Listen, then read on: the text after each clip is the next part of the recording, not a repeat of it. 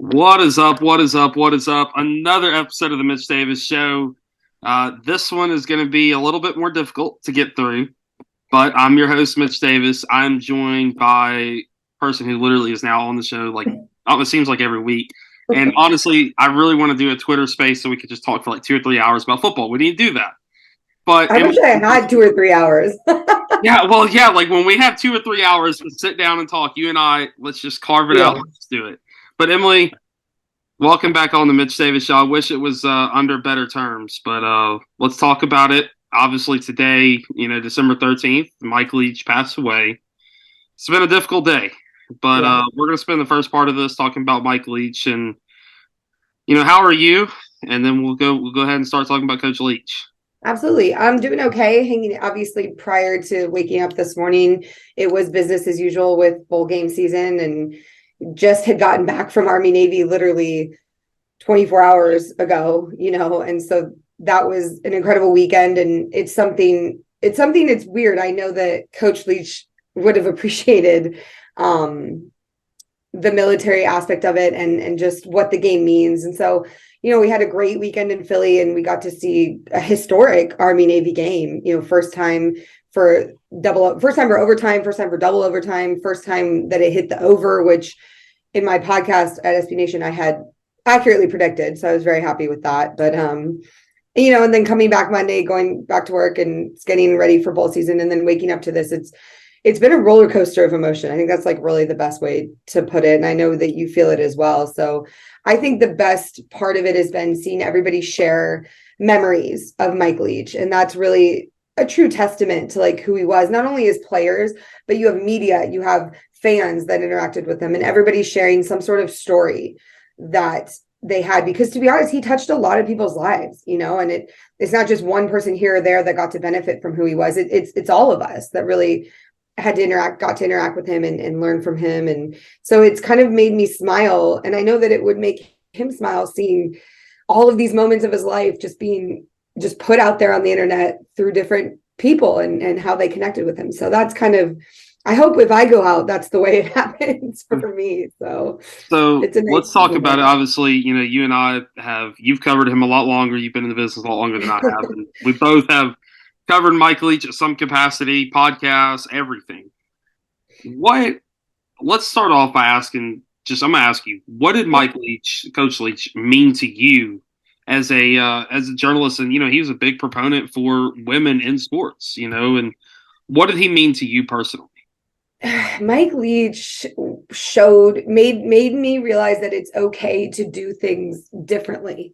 Because my path into this industry was literally anything but normal. It was so atypical. I didn't go to journalism school. I didn't even graduate from the college that I originally went to. I was kicked out of college. Even though I was a 2-sport scholarship athlete, D1, I got kicked out, and I had to figure out, what I was going to do and how I was going to get where I wanted to go. And I got lucky and met some really great people. Kevin Gemmel from ESPN, he is no longer with them, but he was my mentor. And he, I think, is the first person that introduced me to Mike Leach 10 years ago. And after I met him, I was kind of blown away by just how much he took up a room and the things that he wasn't afraid of saying.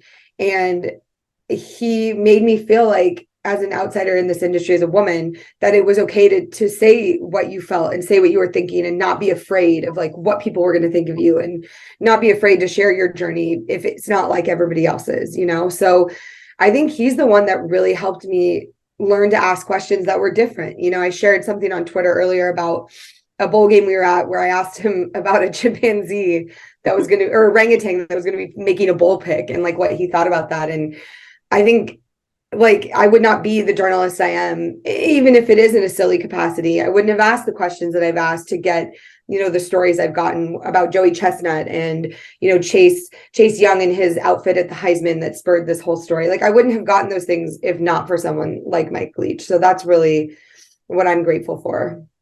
So obviously you and I have had a lot of great memories with Mike Leach. And, I was telling you, when I first met him, it was a podcast interview.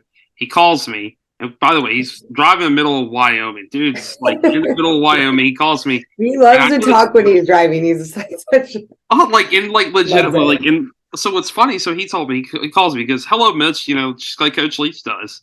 He goes, Yeah. "Hey, I'm driving in the middle of Wyoming, my wife. I'm probably going to lose you, but I'll call you back." So for an hour and a half, 2 hours, he was playing phone tag with me and just calling me, and I got audio clips here and there. But it was so funny because when he got to Mississippi State, he pulled me aside on the sidelines. I think it was a game that I was covering. I forgot who Mississippi State was playing, but he Right. was like, "Hey, I wanted to let you know, my wife made me pull over to call you back one of the times," and that meant more to me because just like you, I have interviewed so many coaches. Like I have, like Yeah. Kiffin, Kirk, all these guys. But that knowing that Coach Leach literally, and I believe him because that's who Coach Leach was.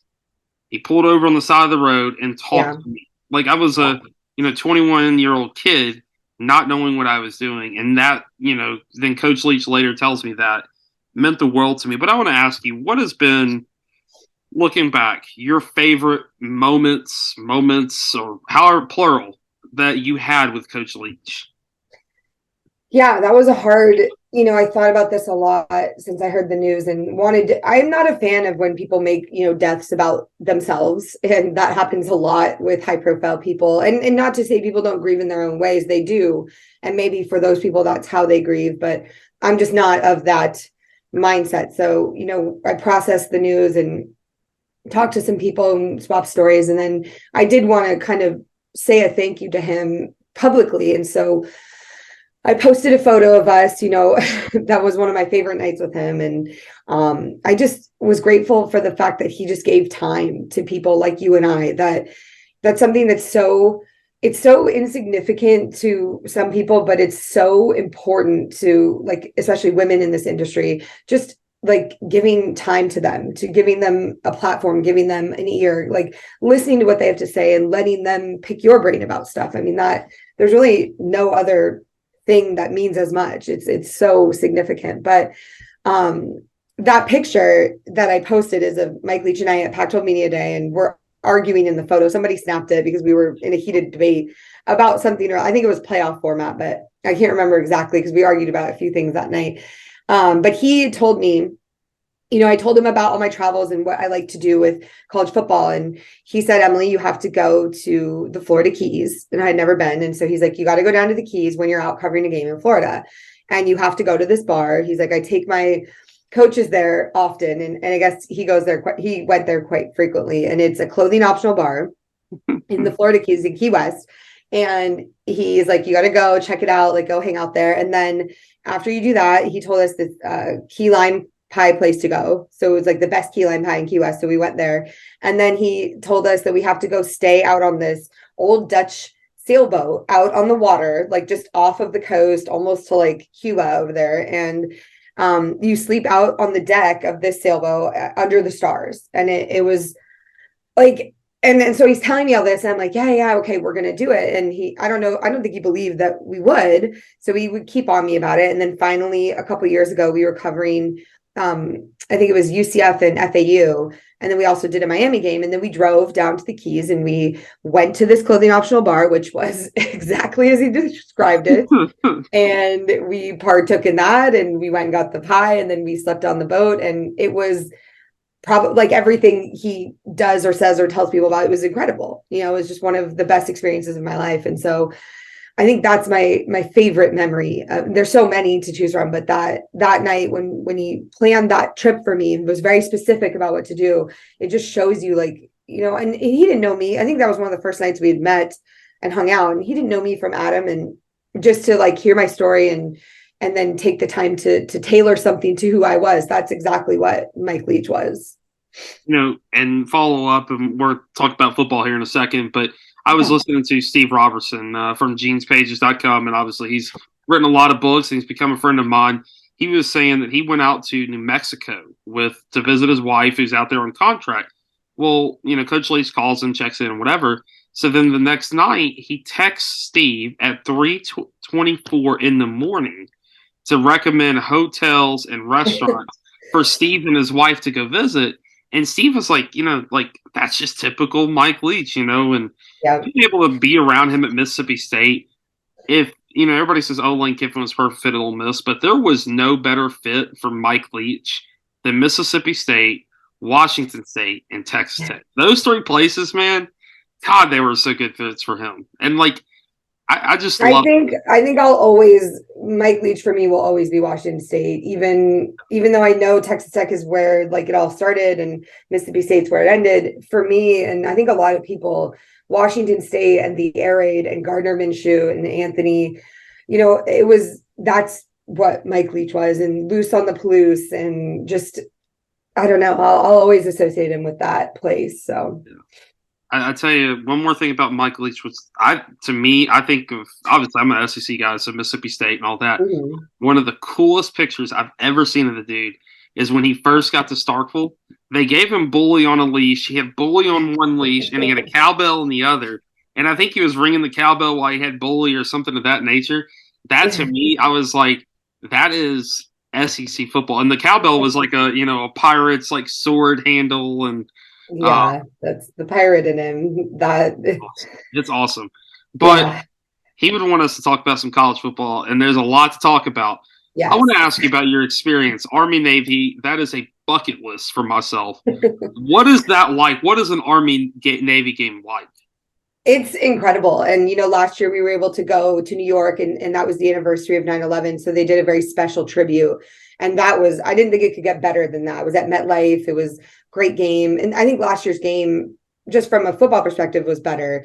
But this year, seeing it in Philly where it's been, where it's always been, and that's kind of home. All the players and the coaches say they prefer it in Philly because it's just home for them. And it was great. The teams were very pumped. I mean, the cadets in the stadium, it's loud. It's just passionate. It's patriotic. They had flyovers and they had choppers and they had leapfrogs on both Navy and Army, sides flying in with the American flag. I mean, it's literally gives you chills. It's crazy how just America this game is and what it means, and what it means for the guys on the field who are playing football, but they're also going to defend our country. And that's kind of what the game entails and what it feels like. And then to see it come down to this overtime where both teams throw passes to score touchdowns. Clearly they can pass. I don't know why they weren't doing that the whole time. And then, the forced fumble, we actually had the guy who forced the fumble, Calvin Crummy, on our podcast last night to talk about what that was like in that moment. And then Army getting the win. And not only that, the General Milley, who is the top of the Army, the highest ranking officer, he was in the locker room after the game, congratulating the guys. And so they got to hear a speech from him. And we asked him what that was like. And he said it was just something he would never, ever forget. It was unreal. He got goosebumps from that. And so it was all around just a great experience. Everybody should go if they can. I can't say more about it. I'm upset, for Ken Niumatalolo that he was fired after that game. I think that was just in poor taste by the Navy athletic director, how it was done, why it was done, where it was done. It's just ridiculous. But, he's going to be okay because he's a great coach and he'll land somewhere. My only regret is that it happened this weekend. And then maybe if it happened earlier, he could have been the Stanford head coach. But, oh, well, c'est la vie. And before I can go further, I was just sitting here thinking about this. You and I, as many times you come on the podcast and all that, you and I have not covered a game together yet. No, not a one. We keep talking about Memphis, but yeah. Next fall, I want you and I. I know. I tried to get out to Memphis multiple times this year, but the way the airlines are right now and travel and weather, it's just been very difficult. And I was looking forward to it. So hopefully next year I will get to Memphis. Obviously, one of my good friends is their OC. I've got some friends in the I want to go. I've never been to Liberty Bowl. I want to go. So it's definitely up here on my list. Have you ever been to Starkville? I have also been thwarted in Starkville. So we were supposed to be at the Memphis Mississippi State game. And again, travel made it impossible to get. Not an easy place to get to, Starkville, Mississippi. So I have not been, but that's another one. I'd love to go to Stark Vegas for sure. But here's what we got to get. We got to get the perfect weekend here. Okay. So usually there's 2 weekends out of the year where Thursday night, we've got a JUCO football game in the state of Mississippi, which you got to attend. Yes. Second, Memphis plays on a Friday night. Yes. Third, and then you go Saturday, to go see I'm just I'm saying. down. That sounds like a great football weekend. I will personally. You line it up. I'll head out. Yeah, I will be your tour guide. But let's talk about it. You're heading down to the Bahamas. I am super jealous of you. Talk about this matchup. How excited are you to get down there and get in the Bahamas? We just found out today that we're the only U.S. media attending to cover it. So if you guys are looking for Bahamas Bowl coverage, that'll be us. No, everyone's been great. The director, the guy who has been liaising with us, they were flying in Thursday morning. We're going to miss the press conference because they moved it, unfortunately, but we're going to get one-on-one time with the head coach of UAB and the head coach of Miami, Ohio. I'm hoping to actually get some time in with Trent Dilfer and speak to him about what, the transition's been like, what he expects from this team. He will be there. He will be coaching, but not as a head coach, but he will be there coaching in some capacity. So that's exciting for UAB. I'm excited to see the stadium. We're going to be staying at Atlantis, where the team is staying as well, the Atlantis Resort. So I think it's going to be fun. They say it's a really cool atmosphere. The local, flavor gets involved, and the Bahamians, they love football. So, and then Saturday we're going to stay and do a little exumas. We're going to go swim with the pigs, which has been a bucket list of mine forever. So we're finally making it happen. We decided this is the year because this is the only small bowl game we're doing. We usually do a bunch of little ones because I'd love to go to the Birmingham Bowl if I could. That's one of my favorite matchups, across the board. But I think this year we're just going to do Fiesta, Cotton, and the Natty. So this is kind of our only little trip before we hit the big ones. So I'm looking forward to. I'm heading, not we, because I'm one man show. We're doing AutoZone Liberty Bowl, which is going to be a fun matchup. Kansas, Arkansas, looking forward to that. Yeah. And then Music City Bowl, I get to cover my Kentucky Wildcats. And nice. I'm actually, I know you're not supposed to be a fan, I guess, but I think that's an outdated thing now. I think it's okay as long as it doesn't color your writing or your radio or whatever you're doing. You can still like a team. I like some teams better than others for sure. No, and the funny thing is, coaches now know that I'm a Kentucky fan, whether it be basketball or football, and they just joke with me. I've got Kansas guys. I've had their play-by-play, and he's given me a Kansas football care package. I'm getting nice. KU football stuff and a KU hats, and we're exchanging. I'm taking them out on the town in Memphis. I'm taking them out to barbecue. Nice. Oh God. I can't imagine them on the street. Oh man, show them around. But let's talk about Tulane a little bit. Obviously. Yeah. You and I are both big American athletic fans, and great season by Tulane. They're having the season that Memphis had in 2019. Right. Talk about this Tulane program, a program that you're well intertwined with right now. Yeah, Tulane for us has been a focal point. We thought last season was going to be this season they had this year. And obviously when you have the hurricane displace them for a month or more, that's going to cause some ripples and problems. And, they almost beat Oklahoma. And I feel like that game that got moved to Oklahoma, and we were there for that. Had they won that, and I'm talking a sliver of a first down between them winning and losing that. If they win that, then maybe not last season is different. But I spoke with Slade Nagel today, and he's the tight ends coach, the run game coordinator. And I said, do you feel like you have to have had last season to be where you are now? It's kind of like you had to go through that in order to have this. And he was like, yeah, something like that, either it bonds teams together or it makes them fall apart and they transfer, but it did that for them. It bonded this team. And you're looking at a team offensively that's really one of the best in the country. You've got a quarterback in Michael Pratt who can pretty much do anything when he's healthy. You've got a tight end group of Tyreek James and Will Wallace, the best blocking tight end in the league, possibly in the nation, in Will Wallace, and then a great pass catching tight end in Tyreek James. You've got Tyjae Spears in the run game, who's averaging insane yardage, 200 yards every game almost.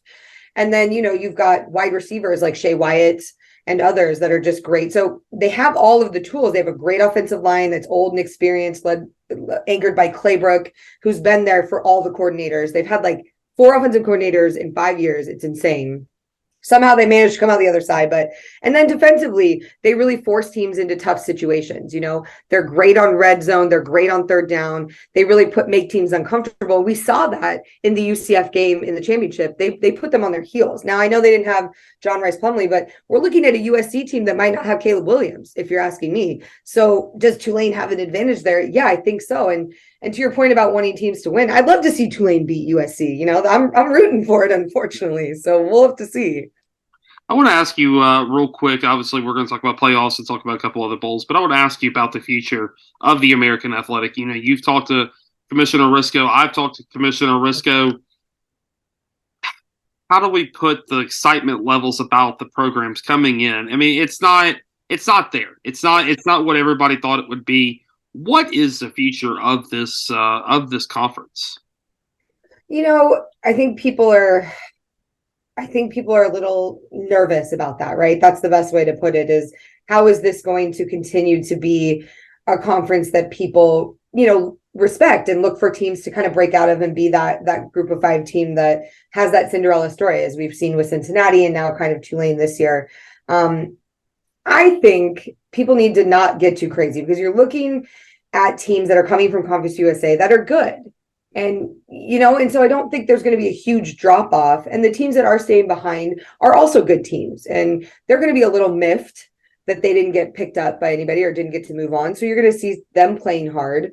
And then the caliber of teams that are leaving, I mean, look at what Houston did this year. It wasn't over. I mean, anybody can have a bad year. It doesn't matter. So I think people should not be worried about the future of the conference. I think the teams that come in are going to rise up. The teams that are already there are going to bring them up to that level. And it's still going to be good football, because once you move those teams in, the recruiting is going to get better. People are going to want to move up and play in those bigger markets. So that it's a trickle up effect that they're going to be fine. I'm more worried about the conferences lower down that are losing people and how they're going to survive, because the gap between the have and the have nots is widened more than ever. And college football, as we know it, is never going to be the same. So it's like, who really knows? Do you think there could be the case where, and I've heard of the Sun Belt and the American joining forces, because obviously the Conference USA is, I mean, it's dying. It's dying. It's not going well. Yeah. Do you see that situation where the Sun Belt and the American could combine forces? I don't know, man. I honestly don't know what the future of college football looks like. I think the best way I've heard about it is I talked to an SEC coach, South Carolina. One of their coaches told me, I remember when all this stuff was happening, I said, what does this mean? I was talking with him about something. I said, what does this all mean? He said, look, the future of college football is going to be everybody and then everybody else. And so at some point, I think there's going to be this giant super conference of just all the teams that can make it up there. And then there's going to be everybody else. So how that divides out in the meantime, does it really matter, I guess? Because you're either going to be able to survive in this new world with the transfer portal and the NIL and all that stuff and be able to be at that top, or you're not. And that division will look different as we move forward. But I mean, it's a little bit sad in that the great college football matchups of old, I liked, the bowl series and all the old bowl games. Like, I liked all that stuff because it was tradition and it stood the test of time for a while, but now it's just adapt or die. And I don't like this new world where you can do whatever you want. And you have to cater to certain things. Like, I'm not for it. So all this discussion to me doesn't matter, because in the end, it's going to be like everybody up here and then everyone down here. And then that's it. Before we talk about the college football playoffs, because that's what we're going to end with, I want to ask you about Deion Sanders. So obviously, you are my Pac-12 go-to person until I meet somebody else that loves the Pac-12 as much as you. Deion Sanders, head coach of Colorado, leaves Jackson State. What is the immediate impact from Deion going out there, and what does the future of Colorado football look like under him? I was just talking about this with somebody. I'm just glad that he didn't end up at Stanford, because there was a time when people were talking about, what if we bring in Deion? That would be a real flashy thing. And I was like, please do not do that. Who was I talking to? I was talking to somebody last night, a coach who had coached with some guy. Coached at Colorado State, a guy I was talking to. And I said, what do you think about this? And he's like, man, it's not long for this world. Like, it's going to be fun to watch, and there's going to be a lot of kind of flashy things like regular with Deion Sanders, but is it going to survive in a place like Colorado? I don't know. I don't see how that's possible, because Colorado's not a big market, but it's not a small market. And when they do well, it's because they're led by people, for example, like Mike McIntyre. Really good guy, recruits good players. They should never let him go. Deion Sanders is too much of everything, for that world. And he's already been very vocal about how he's going to run it. It's going to be like that and nothing else. So you're recruiting dangerously there, a certain kind of guy that I don't know you want to pledge your loyalty to, if that makes sense. Like, I wouldn't want those guys in a foxhole with me if they're being bought by that much money and told this is how it is. Yeah. Last question I have for you. College football playoffs. Obviously, we got some very exciting matchups. We had Nick Saban lobbying that Alabama got in with two. That was all hearsay. It was whatever is not going to happen. Ohio State, Georgia. Who wins that matchup? I think Georgia. I mean, I've never been I don't love Georgia, but I respect what they do, especially from just like a ground and pound physical game. Ohio State, I've not been a believer. I was at the game when they lost to Oregon last year, and it's pretty much the same team, and they've had their moments, but they haven't looked like great to me, and they're not like a what's the word? A big game situation team. So games like this are not made for them. So I have to believe Georgia advances in that game. Michigan, TCU, who you got? Oh, this is the one we're going to be at, and I'm so excited because I'm a big Harbaugh person. I love Jim Harbaugh. I've always loved him. I've covered him since his Stanford days, and we always have great conversations. Not a Sonny Dykes fan. The Sonny Dykes team that he has right now is Gary Patterson's team. I mean, Gary Patterson recruited them. He got them there. And the biggest argument I got in with my podcast host the other night is, well, why didn't he win with them last year? Well, sometimes that's just how it is. Sometimes when you bring in new stuff, that new stuff, injects a little bit of life. It doesn't necessarily mean that it's better or worse, but it's just different. And different was clearly what they needed after years and years of Gary Patterson, and that's fine. But those are Gary Patterson's guys, okay? He recruited them. He saw what was special in them, and he got them out there. So Sonny Dykes is now riding that wave. I don't think he's a national championship coach. I covered him at Cal. It's not that he's a bad coach. I just don't think he's a national championship coach, and I don't think he has the type of killer instinct that Jim Harbaugh has. So I'm picking Michigan in that game. Your national champion rematch of last year's semifinal. Who you got? Michigan, Georgia. Oh, that's tough. In my heart, I want Michigan. I want this to be the year. I want Michigan, but it's really hard to pick against SEC just because, like, the type of players they have, and they recruit their NFL. They're basically NFL players now. So you look at those guys and you look at Michigan guys, and they're probably just as big, and they both run similar like round game. And I do like, the passing game better at Michigan. I'm not a big Stetson Bennett fan. I'm just not. He's so small. My God, did you see him at the Heisman? It looked like they were all there for his bat mitzvah in that photo. I was like, who is this kid? But so I'm going to pick Michigan. I might be wrong, but that's who I'm rolling with. One thing before I let you go, I'm going to say this about the Heisman Trophy. I didn't watch it because Hendon Hooker. Everyone's saying that should have been there. Yeah, I'm a little bitter. I think a lot of people are. I mean, it was a weird group. I've covered the Heisman for 8 years now. I didn't go this year because I'd rather go to Army Navy, but it was just a weird group. I'm not a Caleb Williams fan. I'm not me neither. I'm not a Max Duggan fan. I don't think he. Yeah. I mean, the only one, I guess, CJ Stroud, but even that, like. Yeah. I'm not picking those guys. About the Heisman, and I'll put this on the record. I could care less. The Heisman Trophy has gone away from being the best athlete in college football. It is more about politics. It's more about making the playoffs. Hendon Hooker not only was the best athlete in college football, he was the best off the field person. Like the tenets of the Heisman or the children's book. Yeah. The tenets of the Heisman speak to your character. One of the tenets is integrity. And one of them is the player that's done the most for their team, both on the field and off. And we've lost sight of that completely. And I think that started a while ago when you have Cam, Newton winning over Andrew Luck, in what world does that make sense? But yeah, it's definitely gotten away from that more, especially recently. And hopefully it can find its way back. But in the way that college football is going, it's not likely. So get ready. Tell them where they can find all of your amazing work and all of your Bahamas Bold covers, because I'm excited for you. Absolutely. Make sure you guys follow along on Twitter and Instagram at Emilnem, EMILNEM. It's not Eminem. Do not think that, because you will be disappointed. I might be a white rapper, but I am not Eminem. Also, the articles can be found at underdogdynasty.com. That's our Group of 5 SB Nation site. Everything and anything will be posted there, as well as skyboat.org. So check those out.